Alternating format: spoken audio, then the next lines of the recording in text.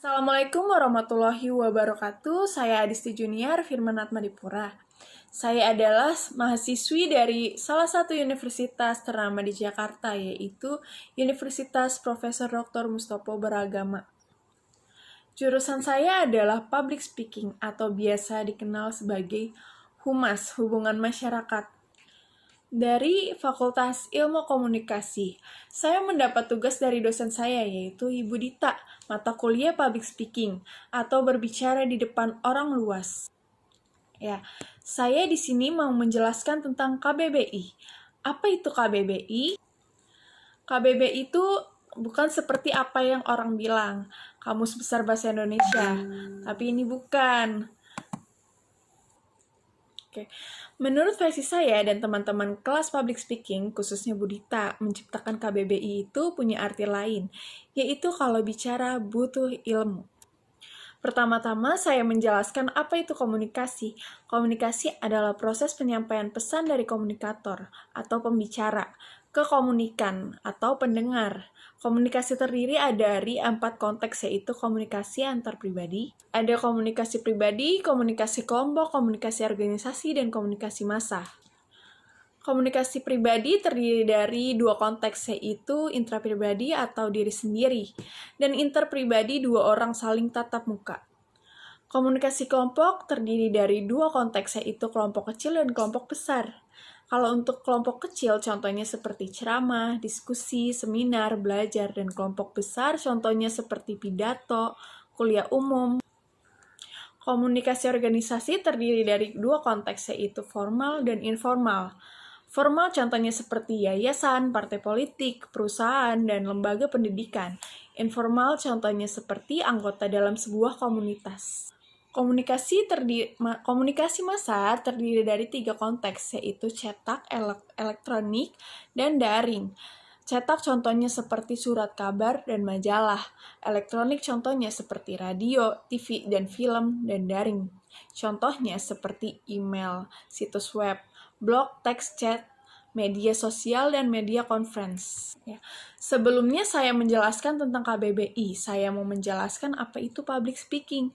Public speaking masuk dalam disiplin ilmu komunikasi yang melibatkan komunikator dan komunikan selama prosesnya.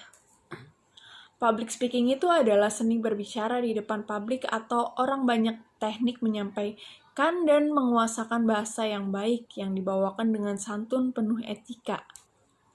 Public speaking sangat dibutuhkan oleh pemandu acara, moderator, presenter, vlogger, termasuk saat diskusi, debat, dan pidato.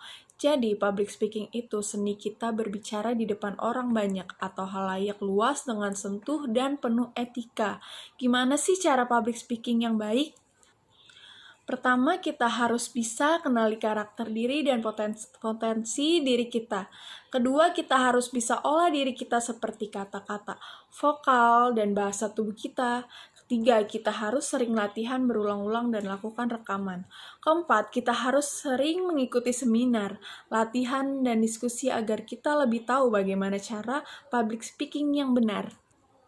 Kelima, biasakan presentasi dengan presentasi kita jadi sudah terbiasa bagaimana cara public speaking yang baik dan benar. Keenam, kita juga harus sering mengevaluasi diri kita jadi kita tahu di mana kita kurang saat kita public speaking.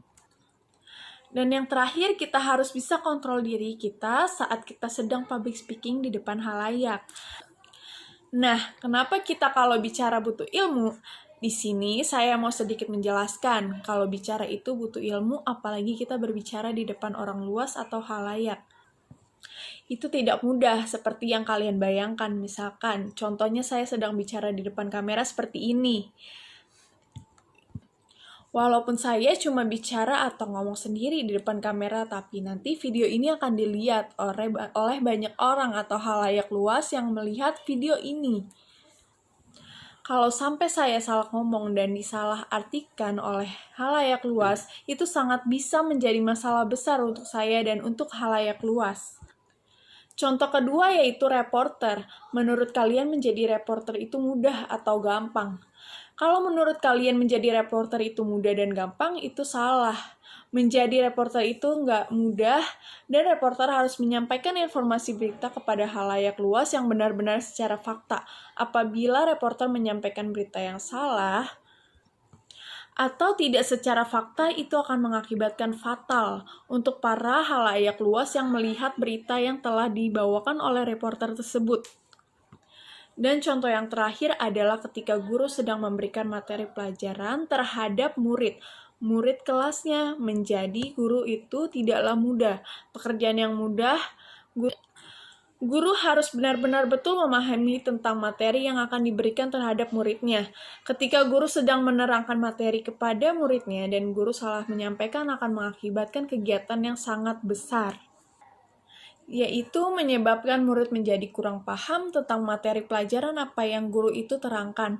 Atau sampai jadi pada intinya kita kalau ingin berbicara butuh ilmu, tidak boleh berbicara sembarangan dan berbicara harus ada suatu makna dan ilmu yang dapat dicerna atau dipahami, agar yang mendengarkan atau melihat itu mendapat ilmu dan berguna untuk mereka.